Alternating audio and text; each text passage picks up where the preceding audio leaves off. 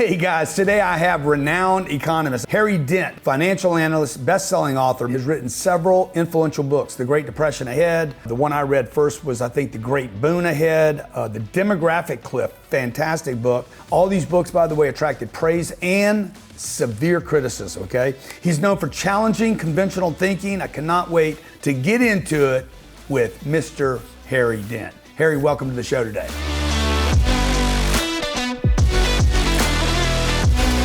I've been a long-time follower. Really appreciate your work, particularly the stuff around demographics that you did back in. What was your first demographic work that you did? The Great Boom Ahead, 1992. Yeah. So that's when we said, hey, the baby boomers are going to drive this. I mean, back then, people thought the U.S. was already a peaked power and was going to just slowly decline into the sunset. Well, they've been wrong about that. I mean, we held on for a few years. So talk to me about, before we get into the negative, okay? And we got to find the upside here, because I'm a big real estate investor. So you cannot tell me that people are not going to pay rent in the future. Yeah. Well, first of all, you're in the best parts if you're in apartments. But the millennials, the problem we've had since 2008 is the baby boomers peak. The millennials are going to drive us up from 2024 through 37 and continue well into the 2050s. So there's a new generation coming. So all this, and that's what we should get into. Why has the economy been so slow and required so much stimulus? Because the baby boomers stopped spending, okay? And what's now? Over stimulus to COVID and having to pull back. Once we get over this, it's up. So up tell me, 2037. Let's just go back for some of my viewers that maybe they don't even understand a baby boomer, or that when I was growing up, there was schoolhouses being built, communities being built, housing being built. Like the old adage was, wherever the baby boomer went, you could get rich. You want to just bring us through that 40 or 50, 60 years or whatever that was. Yeah. And again, I got the simplest indicator in history, 46-year lag on the birth index, which I have to adjust for immigrants. That's the hard part, but it's doable. Tells you where the economy's going over the rest of your lifetime. That's simple, because it is. It's these people that enter the workforce at 20 and they spend more money to 46, the everyday person, and then they spend less the rest of their life. That's the biggest thing driving the economy. And we've been living on stimulus. Say that again, Barry. Because of that. Say that again. So you're saying just lay that whole piece out again. Yeah, the first boom was the baby boomers, 46-year lag to their birth curve. 83 is when they entered the workforce increasingly, and it peaked in 2007. So 2008, we go in this deep recession, and people are like, well, what is this? Well, they've been printing money ever since. Well, they thought, oh, you print money for a year, we'll be back to normal. No, we had to get over the baby bust until basically this year. The millennials don't start to drive us up naturally again until next year forward, and then we have another long boom. So you're saying the baby boomer, what happened to the boomer in 2007? Because when you say 2007... The last one of them is peaked in spending at 46. So there's just less baby busters to buy those big houses and take those trips, all those things people do. So to be and that just happened to coordinate with the credit crisis of 2008. No, it didn't happen. It's what caused it. In other words, we're always borrowing, but when debts get in trouble when the economy finally slows. Grant, I predicted that downturn in 2008 back in the early 80s when the boom started. It was already set in stone. This was not policy or overspending or overtaxing or too much debt. It was a natural generational, in fact, a huge generational surge peaking. And economists don't even study this stuff, Grant. I've been talking this for 30 years, and economists don't even think about it because they weren't taught it in economic school. You know how I found it? I didn't take economics. That was the secret. Yeah. So you're saying... I had to find out what was real. So the audience understands, in 1980, you predicted 28 years later, the baby boomer that had all the money in America, that had the income, the savings, the retirement accounts, they would slow down their spending, and somewhere in the year 2000, 28 years later, 2008, we said 2008 to 23 would be a long slowdown, just like 68 to 82 after the last generation, just like 1930 to 42, the generation before that. Generational pause of 12 to 14 years, every 40 years, like a clock, And that's why we've been having to stimulate and live off stimulus. Well, that ends, but we have to get over the over stimulus now. Yeah. Okay, so now I keep hearing that we borrowed too much money, but I've heard this. I'm 65 years old. Since I've seen TV, probably when I was 6 years old, I've seen the clock in New York City, the debt clock. It's been around 55 years of my lifetime. That's just public debt. That's the smallest amount. Private debt is 3-to-1 to public debt. That's okay, so we have public debt today at 32 trillion, right? Yeah. So the private debt's like, another 90-ish. It's that's what people miss. Most of the debt is private, and the biggest sector is to buy a house. That's the most important thing we do. We buy a starter home in our early 30s, late 20s, early 30s, and we buy a trade-up home late 30s, early 40s. And that's the biggest thing because not when you buy that home, you add that mortgage, you take a lot of that in mortgage, you're only putting 20%, 10 or 20% down, but you're spending all the money then. So housing is the most important. Do you think a house is a good deal for people to spend money on? I think I would be holding back. We saw one housing correction back in 2006 to 12, and then we're going to see one after this bubble, and then housing will be back in a long-term boom again with the millennials. But because of all this stimulus, we haven't shaken out this second housing bubble. So housing's still in a bit of a bubble. So the best thing to buy would be, is apartments are always the best place to be in times like this. But coming out, and once we have this last downturn, which they've been putting off, then that's when you buy. I mean, this is going to be the last chance to get housing at good prices again in the next few years. Do you think though that 25, 26? If you look at your whole lifetime and you look at houses compared to S&P 500 or gold or silver or investing in your own business or leaving money at the bank, whatever other alternatives, is investing in a home, do you consider that a good investment? Yeah, because it's more solid. Stocks always end up more speculative. And then, in other words, stocks bubble a lot more than housing does. I mean, now housing did bubble into 2006. There's no question about it. And you know what that was, Grant? It was the stock bubble burst, and people said, well, where do we go now? They went right into speculating. In other words, instead of buying houses for normal reasons to live and raise your kids, they started buying houses to speculate when stocks weren't. And that's why you had that housing bubble in 2006. That burst put housing back on track and good value again long term. So you just need to look at the long-term curve. I do for the economy, this spending wave, what stocks follow that up and down, 46-year lag, and it'll tell you when stocks are getting above the trend and when they're below, okay? So stocks, are still not in a place where I buy them yet. Housing's going to be in the best place. The last good buying opportunity in housing is going to be in the next couple of years, and I would be looking to wait a year or two to buy a house. I would rather, if I'm a younger person, I want to stay in the apartments for the next couple of years and then look for bargains and houses. That's going to be the best thing that the millennials can do. Yeah, because I like the mobility that a younger person gets by renting, particularly because I think rents soften in America over the next 18 months, and you could wait for housing prices to soften as well. Talk to me about CPI, explain CPI, PPI, and GDP, assuming I know nothing, Harry.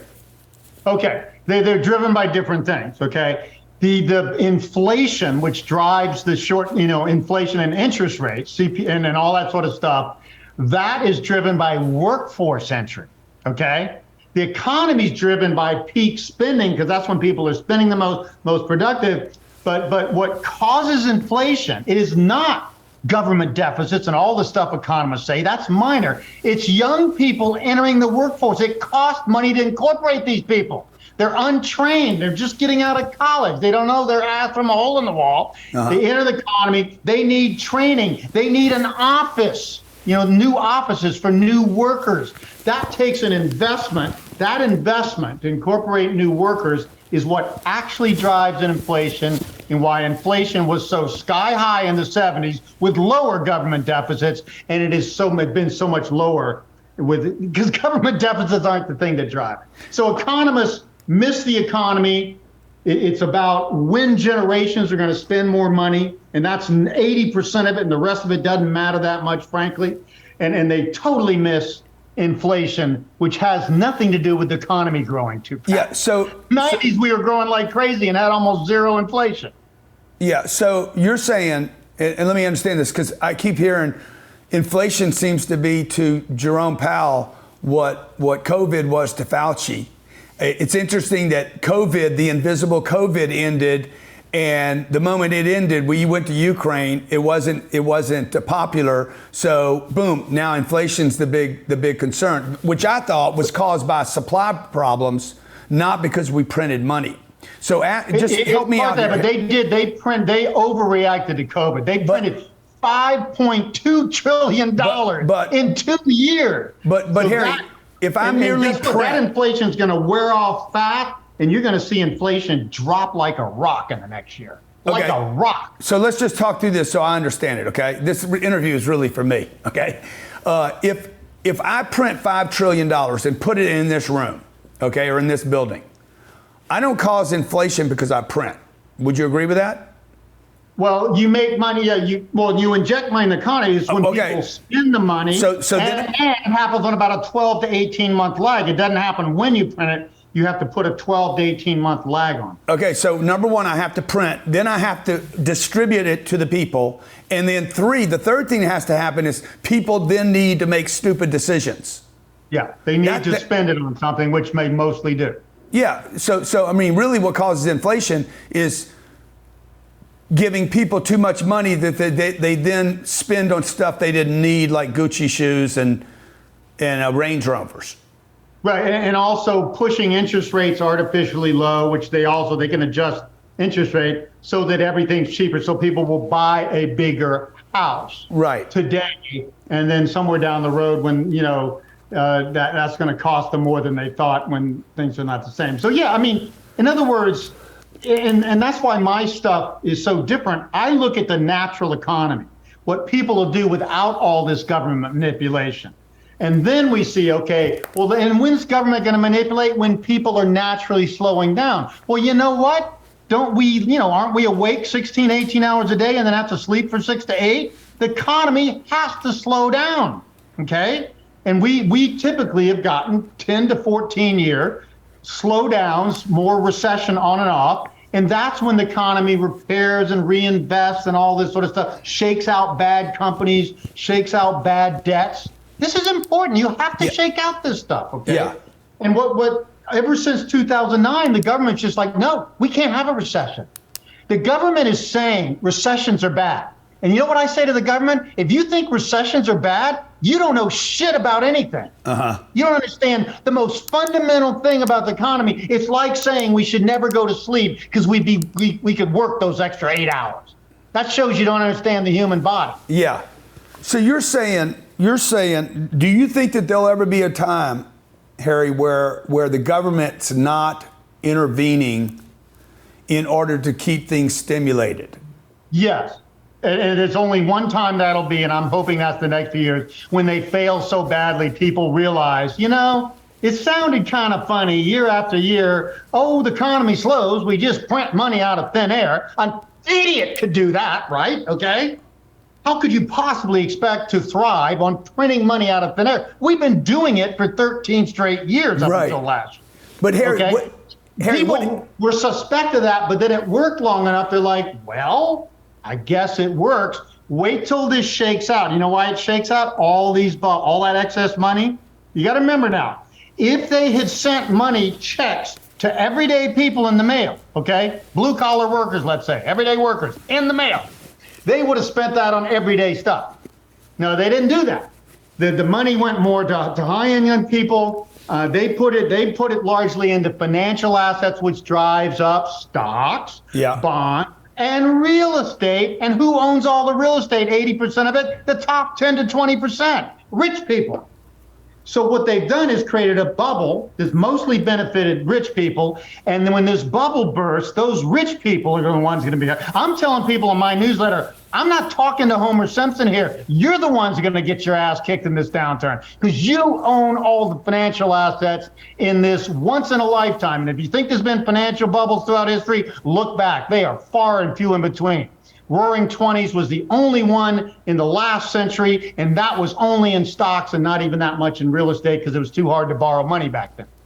So this is a financial asset bubble, and it has to shake out. Yeah. Because real estate is this expensive, it's just going to limit how many people can buy it in the future. It's not good for real estate prices being high. It's only good for the people already bought. Well, all those people already bought are baby boomers. Right. And guess what they're going to do in the next 10, 20 years? They're going to die. Yeah. That's what they're going to do, including me. Yeah, that 20 does. years from now, I'm likely to be dead. That does concern me. It concerns me all the single family homes owned by baby boomers, which is a majority of those homes. And that they die, the three kids split up the 200 grand. They don't care whether the house brings 200, 210. Well, and a lot of those homes were bought when the kids were living in it. Now you got that home and half the bedrooms are empty. On top of that, you got a home. They don't want that old house. I mean, that is a problem though, Harry. Would you agree that there is a problem with the housing stock in America, that most of it is very old, 8-foot ceilings, popcorn on the ceilings, old air conditioning units, a lot of mold in the house. And designed for a lot of it designed for bigger families and more bedrooms. Yeah. So I would be into buying the affordable starter home type of houses. But your kids don't want the house you lived in. Your kids, if you died, your kids don't want the house you grew up in. Or they don't want your library. They might want my home office. No, they don't want all your stuff that you love. So I got a house that was such a good deal in Puerto Rico. I bought it anyway. But we have 2 full home offices now, and we're putting a whole pool cabana downstairs. I mean, because we got this stuff for cheap, for nothing. But the point is, yes, people aren't going to need as many bedrooms. Families have only been getting smaller over time. I agree. And then the baby boomers, a good fraction of them, some will just stay in the big house. They're going to trade down to a 2 to 3 bedroom house from a 4 to 5 bedroom because the kids are gone. Well, we're seeing a lot of baby stock's out of whack. Yeah, we're seeing a lot of baby boomers move out, selling their homes in New York, coming down to Florida. They're renting. They're not buying another house. They're like, dude, I'd rather have you got a $4 million swimming pool, you got security, you got a theater. I don't want to own a home. I want to travel the world and I'll pay rent. Let me ask you, explain to me what CPI is, and to our viewers. What is the Consumer Price Index and why does it matter? Well, it's the Consumer Price Index is a basket supposed to represent what most people buy, the average person buys in this country. And so what they're really looking at, is it going up in price or not? If you're making the same wage or only a couple percent more a year, but the CPI is going up, the cost of goods you're buying is going up 7-8% a year, you're falling behind. And of course, that's been happening a lot recently. And what is CPI did go up because Jerome Powell panicked over a short-term COVID and printed $5 trillion. And then there's fiscal stimulus on top of that, as much as $10 trillion in a $20 trillion. That's 50% of GDP. Caused the economy to overheat short term, and then when that wears off, it's just going to go flop, and people are going to say, "What happened?" But CPI is down right now over a year ago, right? Yeah, because they've been tightening credit and the stimulus from COVID. It takes 12 to 18 months. That was very sharp, and it's just going to wear off. Nobody's calculating. They're calculating, the tightening will do this much. They're not calculating the past artificial, short-term bullshit stimulus came out of nowhere, disappearing out of thin air, just like it was created. It's going to disappear fast. People aren't calculating that. I think you're going to see the next year is likely to see a sharp drop in the CPI and in GDP, and most people won't know, well, where did it come from? Because right now they're saying, but they're tightening and raising interest rates, and people are still buying homes, and they're still doing it, and the economy's not slowing that much. Right, because the stimulus they put in over COVID is still hitting on that 12 to 18 month lag. Wait till that wears off in the next year. So you're going to have both the tightening hitting on a lag and the stimulus wearing off on a lag, and you're going to have a cavern. This is going to be a shock, I think. Yeah. So I don't know how much, because this has never happened to this extreme, but it could be more shocking than it could just be like, what happened? All of a sudden, where GDP's down 10%, the CPI's gone negative. Yeah. And it just came out of nowhere after people didn't seem to be reacting to the tightening. So Harry, has there been any time, I love how excited you get, man. Has there been any time in history, in your lifetime, where CPI went negative, PPI went negative, GDP went negative, EDI went negative, and they didn't print money?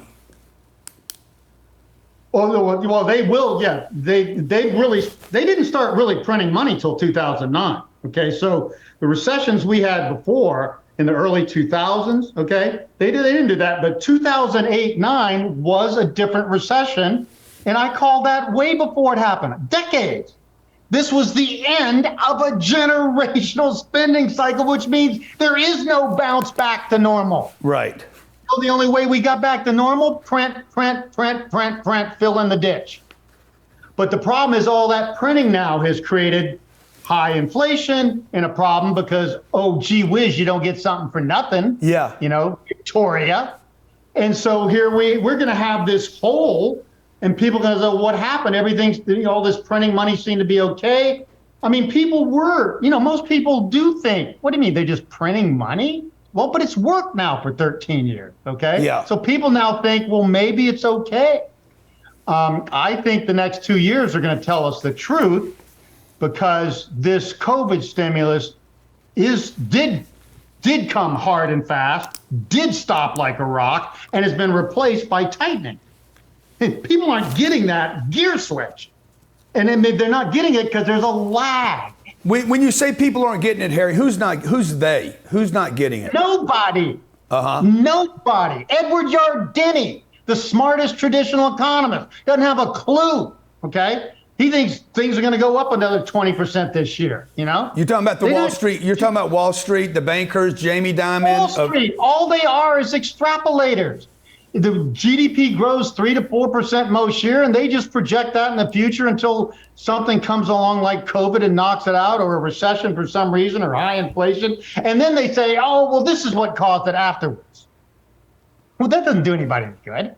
They don't know what's driving the economy. They don't know. I didn't study economics, and I know everything they don't know. So what is driving the economy? What is driving the economy other than too much money? The biggest thing, there's two things. Biggest single thing is generational spending cycle.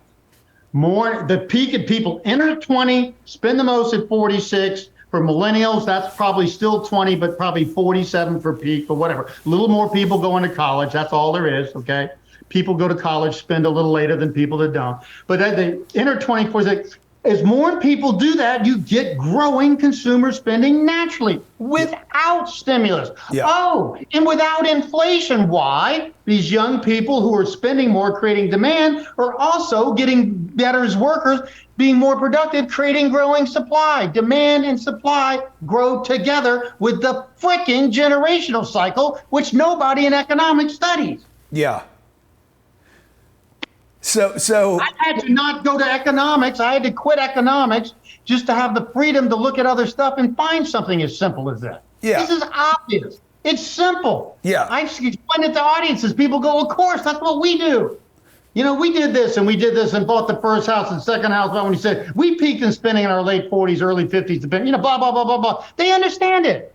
Yeah. Economists are the ones that don't understand. Because politicians don't understand. Yeah, because they're not observing real human behavior. So when I see people my age, 55 years old, 60 years old, 65, you're saying they're not going to spend money, but I'm seeing those people actually, they're highly interested in spending money. They're highly interested in enjoying their lifetime, like cruises. Yeah. Do they spend more money on their vacation than they did raising their fucking kids? Yeah.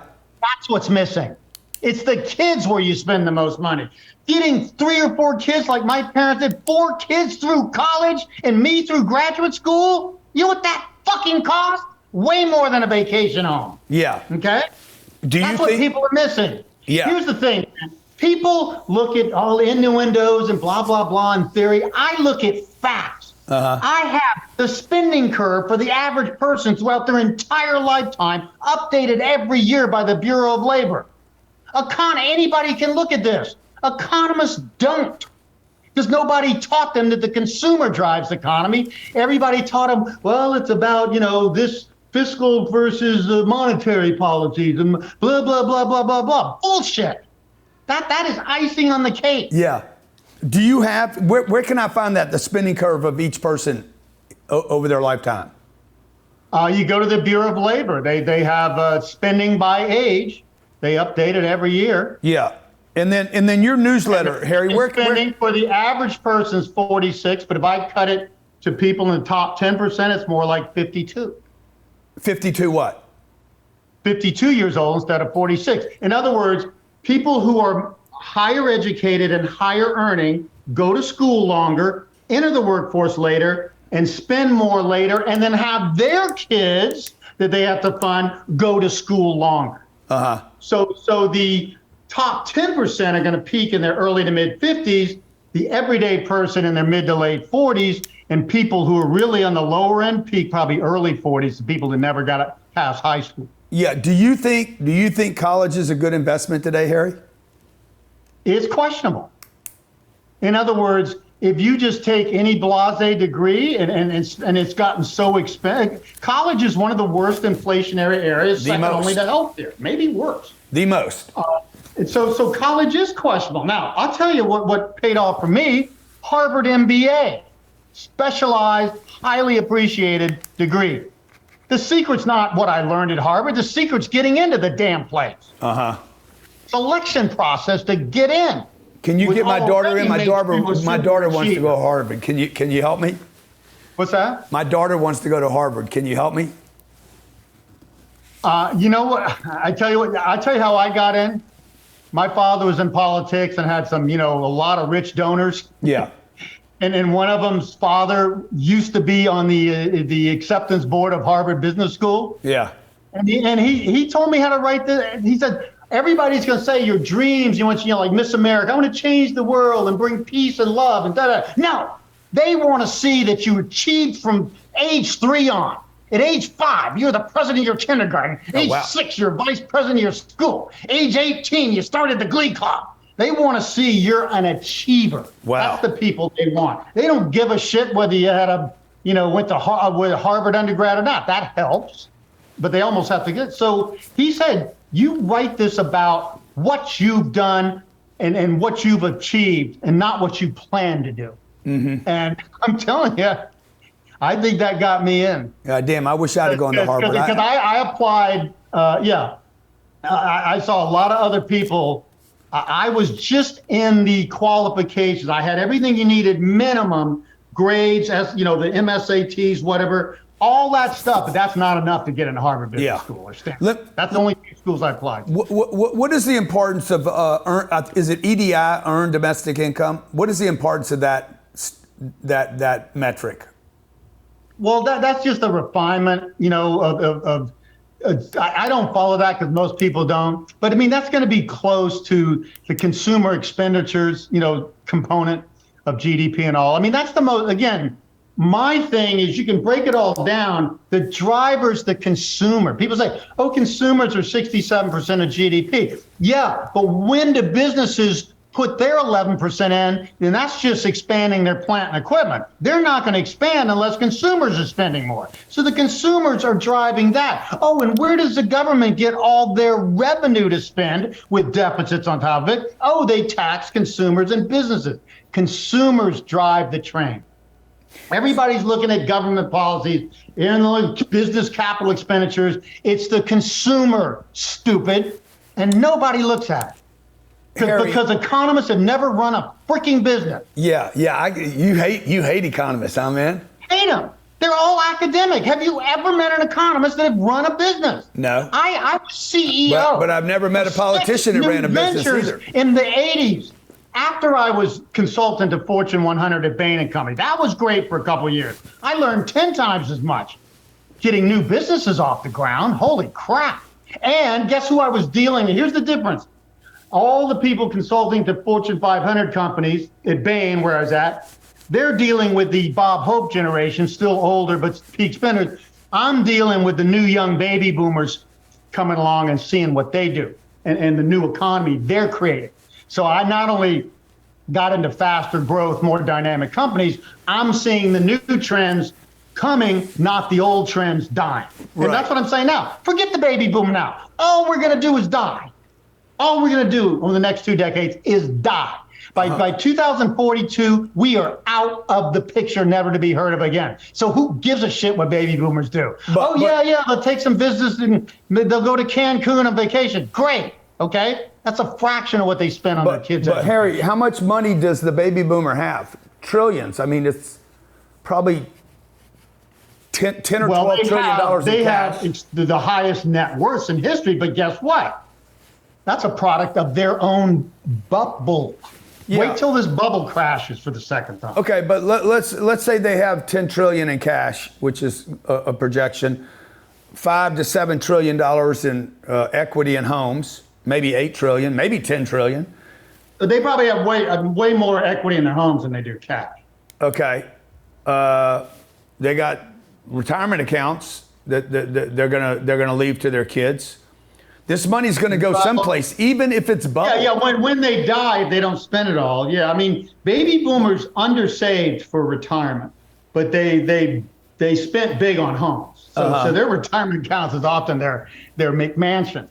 Yeah. But remember, the problem with those McMansions, they're the ones that drove them up. Right. And the next generation not only will not have as many kids, but there won't be as many of them to buy all those McMansions. Okay, so they're not going to hold up. Okay, so and look, I grew up being a negative person. My mom grew up in the Great Depression. I was the most bullish economist in all of history in the 80s and early 90s. Why? Because there's a reason to be bullish. Biggest generation in history, going to do all these predictable things I said that nobody looks at, okay? How can I'd be an idiot if I were to say, well, now that biggest generation is peaked and the generation following them does not even quite replace them, okay? Yeah. And be super bullish about the future. We're not going to ever see a boom like 83 to 2007. Never, ever again. But Harry, Japan already has proven 30 years of zero growth. Why? Their baby boom peaked ahead of ours, and Europe is peaking faster than we are. But this is just facts. I don't have a bullish bias, except that all of history grows. But Harry, there's always Harry, you would have to admit that you probably underestimated, the price of that Coca-Cola that you're drinking there, or that drink that you never imagined you'd pay $19 to go see a Tom Cruise movie. Yeah, or and that it would back be in then 3D. When they were paying a quarter for it, and I was paying. Gas was what I remember. You were was gas bitching when it was a quarter. 25 cents when I was a teenager. Back then, people made $12,000 a year. Yeah. And not 60 or 70 or 80. You have to adjust it for inflation and cost of living. Our inflation adjusted standard of living grant in the last century since 1900 went up 8 times in 1 century. That has never, ever even close to happen any time in history ever. You have to go to another planet to find it, if it exists. Yeah. We're in the greatest boom in history. And people complain about, it's not enough growth and blah, blah, blah, blah, blah, blah, blah, blah. We would be in shock if we went to our great-great-grandparents and lived with them in the late 1800s. Little house on the freaking prairie. Yeah, with no air conditioning. No air conditioning, no toilets. Nothing, no toilets. Yeah. House. Harry, explain to me, if every country printed, and America actually doesn't have as much debt to GDP as most countries. Is that fair to say? Right. We're the best house in a bad neighborhood. You're right. With all the printing and debt, we're still better than Europe and East Asia. And some of the countries that have almost no debt, none of us would want to live in. Right. Because they're not even credit worthy to get in too much debt. Yeah, I mean, so the percentage. Romania. Yeah, the percentage have a giant debt and financial bubble. So explain to me, why should I be so concerned about percentage when I learned in statistics that a constant kind of negates the collection of data. Like if everybody printed, you printed, I printed, China printed. Oh, yeah. Then it kind of comes out even, yeah. It's a non-event. The inflation be printed enough and you're making more money, but even with inflation, you're only about the same, then you're not worse off. That's why you have to adjust everything for inflation. Okay. But you know, the problem is that is already, we're not growing at the same rate adjusted for inflation anymore. I agree. And inflation's never going to, this inflation, mark my words on this, Grant, this is short term. This is 10 trillion stimulus in 2 years in COVID, 5.2 solid monetary, roughly 3 to 5 fiscal, which is a little harder to track, but massive amount of stimulus in a short, I mean, basically we should be growing at 20% a year for a couple of years. So the fact that they printed 10 trillion in stimulus in 2 years and we weren't growing at 10 or 20% said, oh my God, my question is, what would have the economy been without that 10 trillion? That's the real question. Oh, and people, well, how come, everybody thought 1 trillion in 2008 and 9. That's what they did. First round of stimulus. The government, the Fed thought that would be enough. 1 trillion, get the economy back with just a little funkiness over some debt problems, and we'll be back to growing at 4, 5, 6% a year, no problem. No, we never got there. Another trillion. They're filling in that hole of demographic slowing. Yeah, so that's why we've had to print. Now we've gone from a 900 billion balance sheet to over $9 trillion. Okay, now that's all the growth we've had is in that $9 trillion. We'd have had negative growth without it. Oh, and that would have looked like, the 1930s, the last time a generation peaked and we had a bubble economy, debubble, and you had a whole decade of pretty much almost no growth. And what Japan went through in the 90s after they collapsed. So who and what survives this Armageddon that you're suggesting? I mean, how much will the stock market be off if everything you're saying comes true in the next 18 months? 50%, 75%? Okay. Here's the best two targets, and this is more universal, okay? Especially in real estate, because real estate's all over the place. What kind of real estate you talking about, Harry? Well, startup homes, trade-up homes, apartment bill, you name it, okay? Basically, real estate will tend to go back to early to mid 2012. That was the last lull, the bottom in real estate, okay? First bubble peaked in early 2006 and kind of settled out in 2012. That's not that far back. But you know what that means for housing prices? Average house, this is a shocker, 50%. You know what the last crash was? Bigger than the Great Depression, 26%, 34%. This would be 50% just to get back to those 2012 prices that settled out. In other words, just erasing just the bubble. Good. So that's housing. From 2012 to 2021, just the bubble. That's all you're erasing. 50%. Nobody expects houses to go down 50%. Yeah, I would. Might be worse than that. Yeah, I don't think that happens. There's just not enough supply. Let's talk about stocks. See, because Harry, let me just say this. Stocks are much easier. Harry, 90%. Harry, hang on. Time out. Real quick. Time out. 90% of the mortgages out there on homes today are under 4.5%, and 70% of them are under 3%, and they're locked in for 30 years. I'm more concerned about the banks that own that paper. Oh, I am too. But the banks go down, and then they stop lending, and everything goes down. You can't have the banks go down and the economy not. No, I agree. The people who got that low-cost money and just sit in it, they're not the buyers. It's the new buyers that come along and say, oh, wait a minute. We were told housing always goes up. You know how many people told housing always goes up, never goes down? Well, we already saw it go down more than any time in all of U.S. history. Already saw that from 2006 to 12. Yeah, okay, and that was a credit. Just proved what people in your industry would have told me not possible. Yeah, but that was a credit. That's what they'd have told me. Yeah. When I'd have said 34% back then, they said no, supply demand, it's not possible. Okay. Let's talk about stocks. Next 18 months, how bad does the stock market get crushed? Because that is the thing. That is the thing that I cannot understand. 2009. 86% for the S&P, 90. We're just going back to the last lows in 2000 after the 2008 crash, March of 2009. Not that far back. We're not going back to 82 or 1932. That is 86% for the S&P and 92% for the NASDAQ from the peak. Do you think anybody thinks that's going to happen? That's almost a given to me. If I'm just a chartist and I didn't know what was going on, I'm just looking at a chart, that'd be a slam dunk. Yeah, so you're saying that's going to a fifth wave high and back to the fourth wave low before it. That's all it's doing. Real estate just going back to a fourth wave low in 2012. Stocks just going back to a fourth wave low in 2009. That would be that in history and in charting long-term trends. That would be the default forecast. Piece of cake. Is the reason it's hard to believe, Grant, is we had such a big bubble.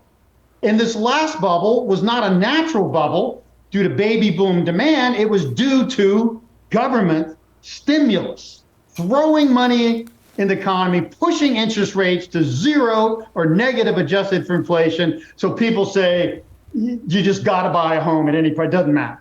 Can't go wrong. And that's what people do. So you're saying the S&P 500 will go from 4,500 to 2,700, and you're saying the NASDAQ's going to go down to 1,000 points from 14,000. I'm saying the S&P will go down to 670. 670. 86% from 4820. That was the top. You're saying it's going to go to below 700.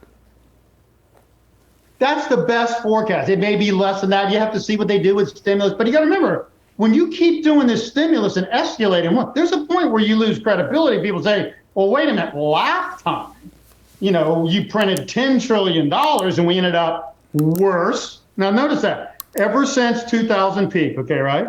The first tech bubble, every recession has gotten what? Worse. Yeah. That is an absolute fact. So, Harry... 07 to 09 was worse, and I'm saying this one will be worse than that. Okay, so you're saying NASDAQ... If we do all this stimulus and always end up worse, there's a point when even a dumbass monkey says, oh, I guess that something for nothing policy didn't actually work. Well, it worked for a while. Hey, time out 1 second, okay? So you're saying the NASDAQ... Exactly. Time out. You always end up lower. NASDAQ, you're saying the NASDAQ goes from 14,000 to 1,100. Yeah, I think 1280 is my target. Yeah, best case. Right. Best case.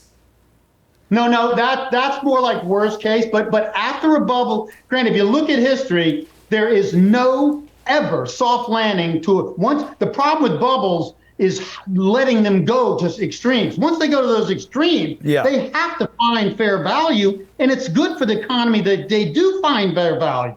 The best thing that could happen to the housing industry, if housing comes down 50% back to fair value, because housing should go up with the cost of building a house and not with speculation. But you understand, Harry, okay, well, I'm going to go back to the houses because I understand real estate. If the average house in America is about 500 grand, 480, if it goes and it back was 100, 150 not too long ago.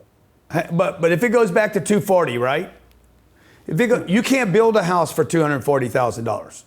You can in a downturn where the price of lumber you cannot. And you cannot, Harry. You cannot because of permits, regulation. Let me tell you what else you can do. All the houses that people overbought, a lot of them second houses. You know how many people in China are buying second and third homes and they're empty? They're not even using them for vacation or retirement. They're just empty because they think you can't go wrong buying houses. You're going to have empty houses that people don't need throwing on the market. You're not going to need to build them.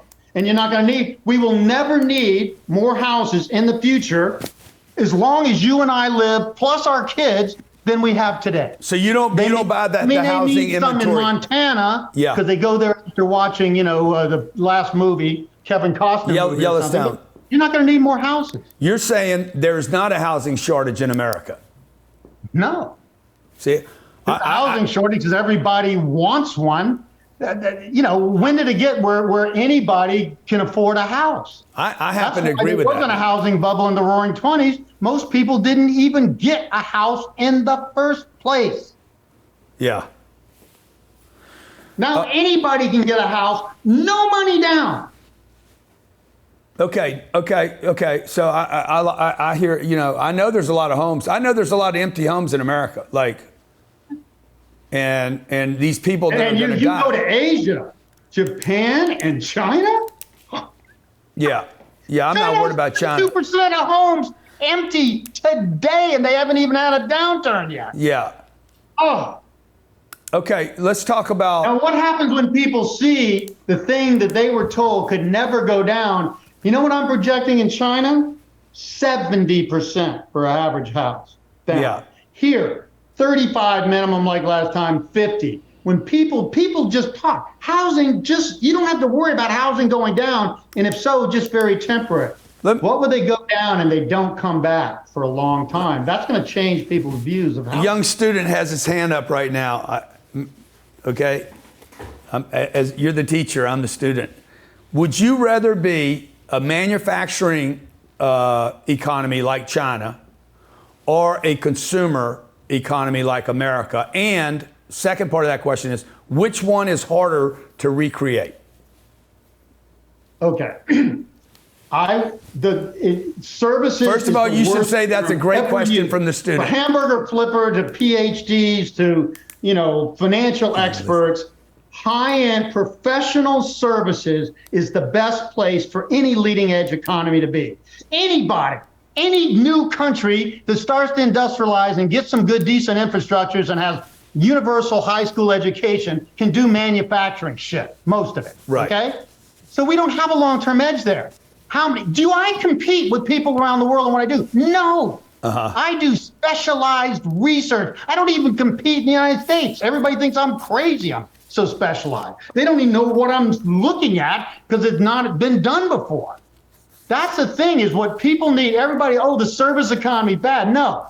The biggest thing that's going to happen for the rest of this century is that people in developed countries are going to be freed up from manufacturing, agriculture, all this low-end crap that everybody's been doing for hundreds of years, and a moron could do it in their sleep, okay? Especially with some automation and some help. We're going to be doing all types of specialized services that people haven't even come up with yet, like what I do. Demographic research and economics isn't taught, doesn't exist. I created it. Yeah. So where would simple statistics? Yeah. What society would you rather have? A manufacturing or a consumer society? No, manufacturing sucks. A manufacturing society, unless you're in highly specialized, high-end, customized stuff. Okay. Yeah. Those super duper carburetors for Rolls Royces or some shit. Okay.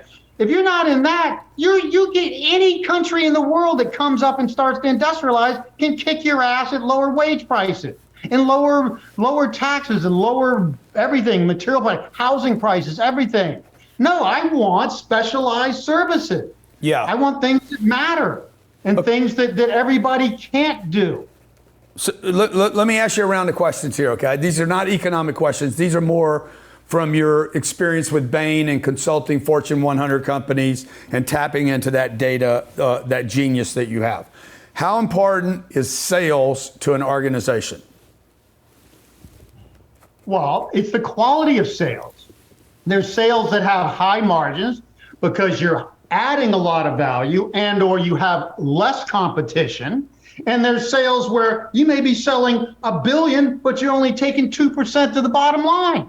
Because every asshole in the world can do it, especially third world countries. That's the problem. Sales is not what's important. It's value. I would call it value added is what's important. Okay. What are you adding? Anybody, if they have sales, okay, what are you adding to the value of the components that you buy from somebody else that added their value? And the way to make money is you add higher value than the people who you bought from added to their components. Okay, you take their components at lower value added and efficiency. Thank God you don't have to spend all your time doing that miserable shit and low margin, and you add high value. If I'm right about the economy, my newsletter could be $5,000 a month instead of a year. And I could still sell almost as many if I'm that right. Yeah. Or if I have something that unique. And if but assuming, Harry, there's a value add in the sales, I have to assume that there's some value added. How important is sales to an individual, somebody coming out of college, or small startup, or even an ongoing company, a small business? How important is sales as part of the mechanics of that business? Well, again, sales is growth. What you're doing, is it growing or not? Growth is important in any business. Good. If you're not, it's not just, if you're growing, your scale is growing, which brings down your costs and your margins rise. That was Bain and Company. We did this market share sort of conversion about the advantage that the number one person had over number two in an industry. It's huge. Right. Just from having double the typical number one is double the scale of number two. That makes a huge difference in your margins. Your sales are only double, but you probably 4 times the profits with the margin expansion. And I'm gonna get to scaling. I'm gonna get to scaling in a second, Harry. How important is marketing to a company or to that same group of people? How important is marketing, branding? Okay, it's especially in the professional upscale world we're talking, everything's heading toward. Marketing's everything. Yeah. In other words, I could be the best economist in the world and nobody knows about it. Mm-hmm. My biggest problem is I can't get any support from the industry. I have to build. The only reason I got known was mutual funds. Greedy ass mutual funds wanted to tell stockbrokers my story that back in the 90s that we were going to grow till 2007 to the sky, which means you buy stocks for the long term and you literally can't lose. That was my story that I told to stockbrokers who I didn't charge the stockbrokers. The mutual funds paid me to tell that story because that meant, oh my gosh, we like this mutual fund company, even though the mutual funds look like everybody else, because they brought Harry Dent to tell us something we can translate into our growth strategies and convince our customers why it's a great time to buy stocks for the long run and not worry about it. Right. Just exactly what mutual fund companies want. Yeah, let me ask you, what do you think is most important, sales or marketing? Marketing. 1,000. Thank you. Scaling. How important is it? It's how you position the value added of your product. Yeah. How important is it for somebody when they get in business? I'm talking about giving advice to a small business owner right now, assuming they can survive this fucking Armageddon that you're sharing with the world, okay? Assuming they survive, how important is the concept of scaling their business? Well, again, the best reason to see a downturn coming, which most people don't. I mean, human nature is really quick. In fact, it's horrible forecasting. The typical way people think, the longer they see a trend go up, the more confidence they have in it. Somebody who studies the long term like me, and more importantly, cycles, the longer something goes up, the more suspect it is, the more likely it is to mature and turn down. People invest the most in the future, invest the most in the business after it's grown so long that it almost has to take a downturn. And then they can't handle the overhead and the empty capacity when you have a normal little correction in the road and they go under. If they'd have just, and that's why you got to remember, I don't care how bad a downturn, somebody in the industry's got to survive. The top people, number 1, 2, maybe 3, are going to survive. And guess what? They may have half their margins and may lose some money or not look as good for a few years, but they come out of it, half our competition's gone. Now our margins expand and we get a bigger market share and we're doing better than ever. Yeah. So the recession, this thing that's going to come, Harry, if you're right, this is a cleansing. It makes the strong stronger. Yeah, exactly. It's not about everybody's going to die. No. Yeah. The stronger are going to get stronger, and the weak. If you're weak today, you don't even have a chance. You might as well sell your business while you can. Right. Or hunker down. All you got to do just to win. Let's say you're number 4, and you're one of the ones that's likely to go under. You know how you beat number 3? You see this coming. You cut your overheads ahead of it. You hunker down, and then you don't get hit as hard, and you end up actually passing number 3 and becoming number 3. Yeah. Would you and surviving? Yeah, would your advice right now, let's say somebody's going out to start a new business, would you look to buy a business today or start one You'll from new? You'll overpay today. Huh? You'll overpay today. We're at the top of a cycle, And so no, it's a good time to start a business or to raise money. The best thing to do, raise money now and take over businesses you see have the strength to survive when they're down and you can buy them at 20 cents on the dollar. Yeah. That's the best. I mean, there's 32 million small businesses in America. Most of them, 18 million of them lose money now. Like, you don't need to wait for a recession. They lose money now. So, They're how are they going to do in a downturn? You know, okay, what does the term 10x mean to you? It just means exponential growth. That's usually, so, I mean, first of all growth in history is exponential. We sit there and look at stuff, you know, it's like we walk down the streets and we think the world's flat. All you got to do is get up in the air far enough. You say, oh, it's round. Everybody thinks, oh, we're growing at 3% a year, 4% a year. When you compound that, it turns into exponential. Yeah. Everything's exponential. Yeah. And then, so you have to grow exponential to survive and lead. Yeah. Excluding office, single family homes, hotels, what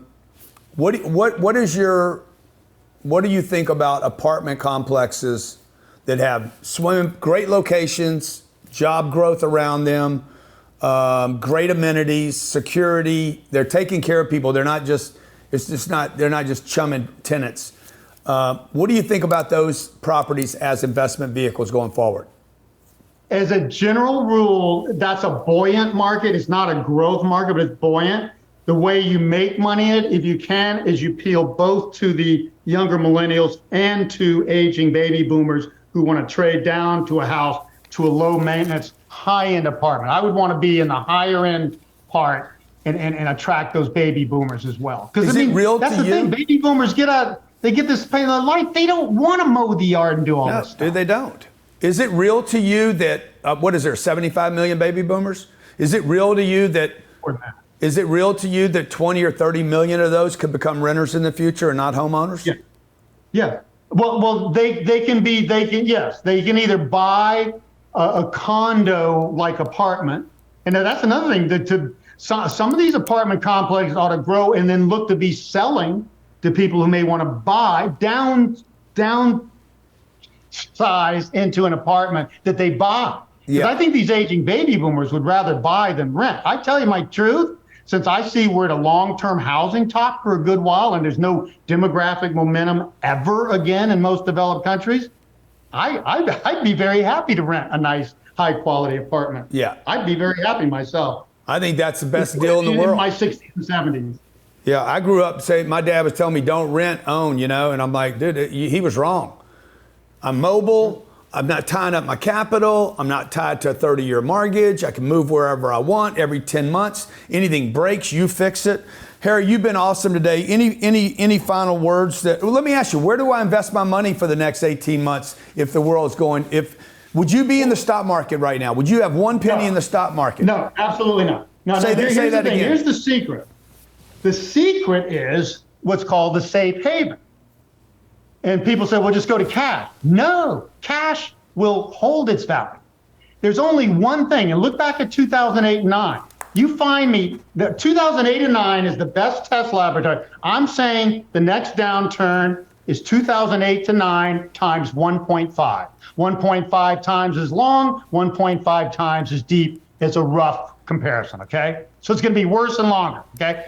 Look at 2008-9. What did well? Nothing. You know, apartments and real estate, okay? And treasury bond. AAA corporates, but more so long-term treasury bonds. A 10-year treasury bond went up 50% in the 2008 crisis when stocks went down 57% and real estate went down 30%. Yeah, so a treasury bond today, so I understand it, so the audience understands. A long term. You got to lock in long-term yields 5 when years? they're higher, and then they go down because of deflation and slowing economy. So what are you saying, like a 5-year treasury?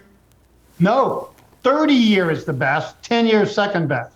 Well, a 30-year treasury. A fund like TLT, which is an average of both, it's 20-year average. So you can buy an ETF TLT that is average 20-year, or the best thing you can buy is the 30-year, because the longer the duration, the more they'll appreciate. And you're not. People say, well, Harry, I don't want to hold the bond for 30 years. You're not holding the bond for 30 years. You're playing deflation for a year and a half, 2 period before real estate and the stock markets get the wind behind their sails. A 30-year treasury is 3.9% today. So you're saying that bond could fall to 1 to 1.5%, and that bond will make as much as double in value. Yeah. So you're saying somebody's got 100 grand, they'd put 100 grand in a 30-year treasury, wait until it drops to 1.5%, triple your money. Wait until you get a really deep recession. Yeah. And if I had to tell somebody, I'm going to give you a date now, it'd be the second half of 2024 to be looking for. Which means you're saying, you're saying to me then, if I have an adjustable rate mortgage on a whatever today, I need to wait 18 months, 25 months, and interest rates are going to be half of what they are today. Yeah. So you think the Fed will print money again? Interest rates should fall, so I'd want to wait to convert that to fixed. Have interest rates ever not gone back to where they preceded? Sure, they did. In the 70s, they were super high. We had the highest inflation in history. Interest rates, you had Treasury bonds, it's 16% or something like that in 1980, at the top of that cycle. That was an inflation cycle we will never see again, Grant, because that was the baby boomers' peak entry in the workforce. Unproductive baby boomers swarming the workforce with their costs and not bringing the goods yet. Yeah. That's all it was. You can't have that. You have manufacturing coming in the country. Government deficits don't explain that kind of level of inflation because government deficits were way lower back then, percentage of GDP, and we had inflation 16, 18%. Hey, Harry, Harry, this has been very exciting, man. I'm all energized right now. I thought I was going to want to kill myself at the end of this interview, but look, we're a year and a half from the next buy opportunity of a lifetime in stocks, and then the only difference in real estate, you'll start getting those bargains, but you'll have a much longer runway to pick up real estate bargains. Real estate is slower to turn around. Yeah, I got a call from a major group yesterday, just think Silver Woman, and just kind of reverse that whole thing. And they called me and said, we got a deal in Chicago. It's $450,000 a unit. I can buy that right now for $250,000 to $260,000 a unit. You cannot build it again. There will be no building in that marketplace for the next 3 to 5 years because you can't get debt, can't get loans, blah, blah, blah. But I think those opportunities are coming right now, and they're going to continue to come. I know, Harry Dent, you will make it through the crisis. I will definitely make it through the crisis. Let's do this again sometime, all right? Sure. Appreciate it. Hey, what's your newsletter, Harry? What's the free newsletter your people can get introduced to you? Okay, yeah. HarryDent.com. Go to that website. So we have a free weekly newsletter. I have a paid monthly newsletter that's much more in depth. But I mean, it's a damn good. It's both my part. You get a weekly article from me and my partner. Two points of views for free. I'm getting it right now. I'm telling everybody listening, everybody watching right now, HarryDent.com, HarryDent.com, HarryDent.com. Go subscribe to Harry's newsletter. Find out what he's looking at. No, you get the free newsletter. Then you can subscribe if you want, but you get a free newsletter just by going to How much is your newsletter when you pay for it? It's anywhere from $197 to $298, depending on what we're offering. A month it's or normally a year? $298, but it's cheap. Yeah, how much? A year, a month? A year. Yeah, you guys go to HarryDent.com, buy his newsletter for a year. If you're not happy with it, I'll pay you the $300 back. How about that? Listen to what I just said. I will pay you back the money that you paid for Harry's newsletter if you're not happy with it. Harry Dent, thank you so much for being here. God bless you, man. Be great. Peace, love, and cash flow. Okay, thanks, Grant. All right, appreciate you, man.